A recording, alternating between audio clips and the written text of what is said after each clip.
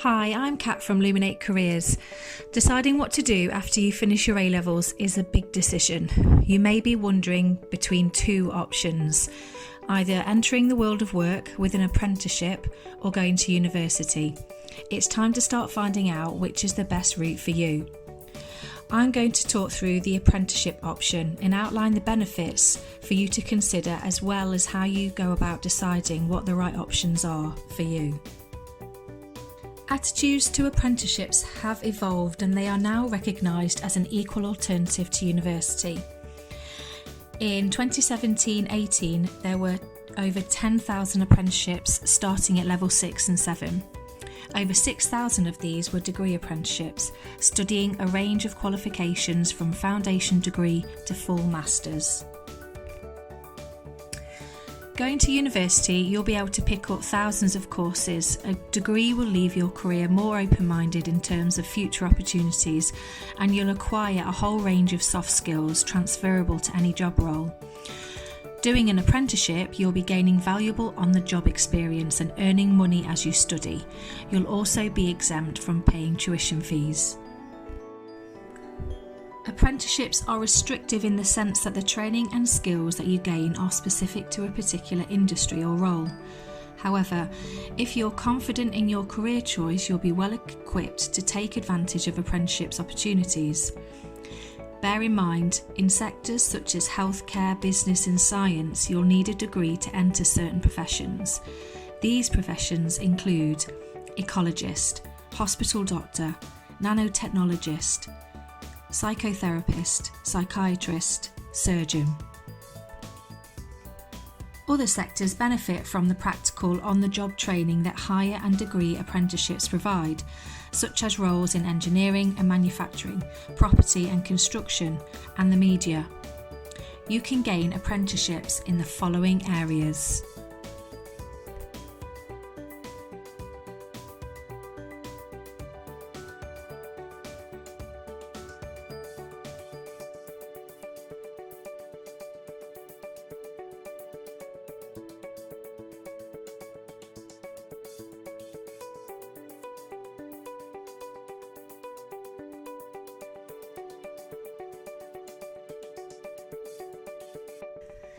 This is one of the main draws to an apprenticeship. If you're under 25, the government and your employer will fund your training so that you don't have to pay a penny towards it. As an apprentice, you will earn while you learn and receive the national minimum wage for apprentices.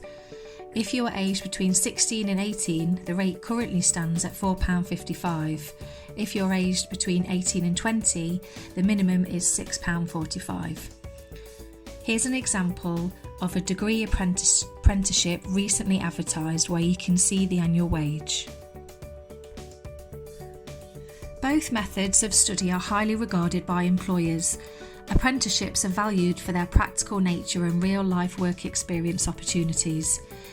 More organisations than ever are offering apprenticeship schemes as employers come to view this method of training as a viable alternative to a university degree. If you have particular ambitions to work for a particular company, it might be helpful to find out what they look for in a candidate. Which option do they value most, qualifications or experience? This could help when making your decision. While you're on your apprenticeship, you will be treated like a regular employee of the company.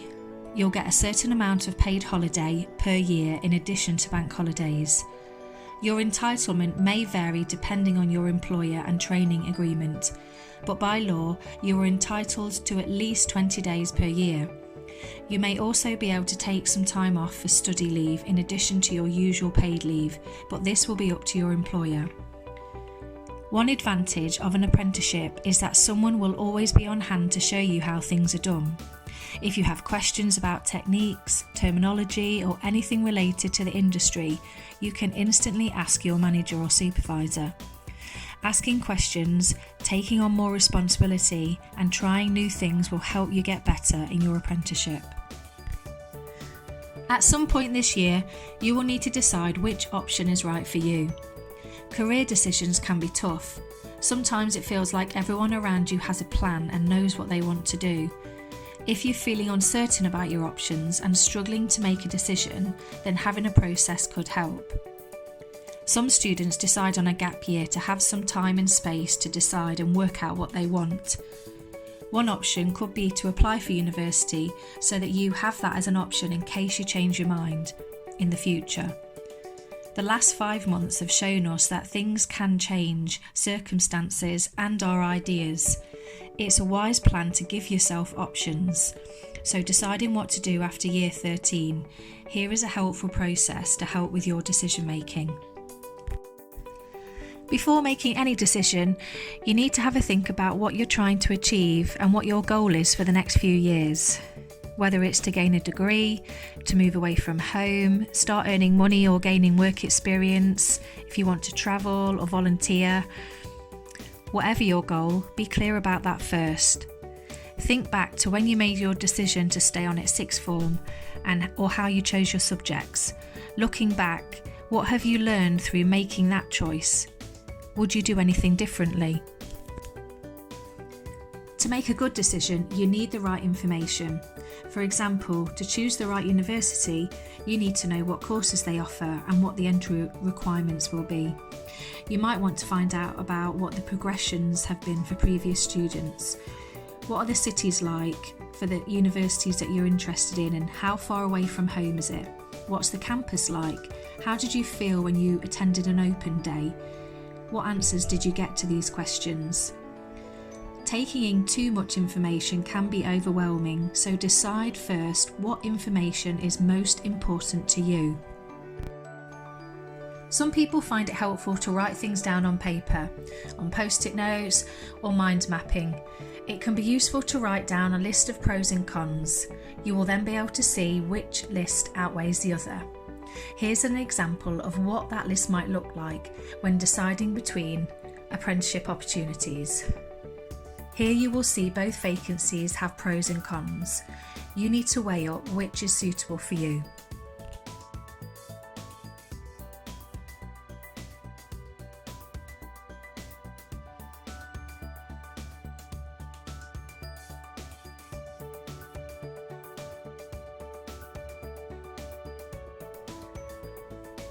There'll be new skills that you'll develop within each option. With an apprenticeship, you will develop employability skills. Moving away from home to university, you'll perhaps develop valuable independent living skills. Taking a rational approach to decisions is really important, but listening to your gut feeling is too.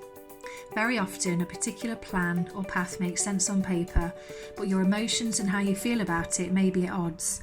It might not fit with your own personal values. It could be something inside you that just doesn't feel right. Imagine you take away one of the options. How does it feel now it's not on offer anymore? Take a step back, evaluate the consequences. Imagine both outcomes. Explore and voice what it feels like to be in each scenario, university or an apprenticeship. Envisage the consequence of each decision. Put yourself in that reality and articulate your feelings. You could try some hypothetical decision making.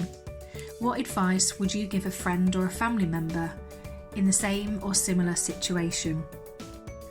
Talk to those around you and voice your pros and cons and your feelings. Try to speak with an impartial careers advisor if you can, as well as friends, family, teachers, mentors, and others within your network. There are deadlines for UCAS applications and a process that you need to follow. Many apprenticeships will also advertise their opportunities at different points of the year and have a set application process. You more than likely will need to create a personal statement for both options.